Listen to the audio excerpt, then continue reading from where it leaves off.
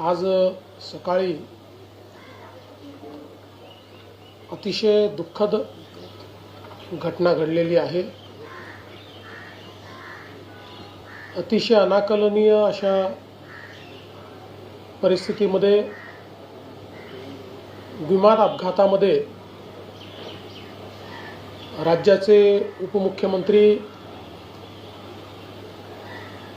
अजितदादा पवार यांचं दुःखद निधन झाल्याची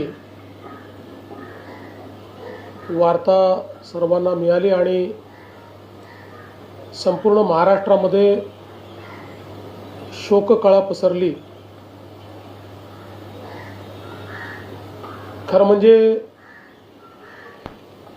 श्री अजितदादा पवार महाराष्ट्रातले एक लोकनेते होते आणि महाराष्ट्राच्या कानाकोपऱ्याची माहिती असलेला, महाराष्ट्राच्या प्रश्नांची जाण असलेला अशा प्रकारचा हा नेता होता की ज्यांच्याबद्दल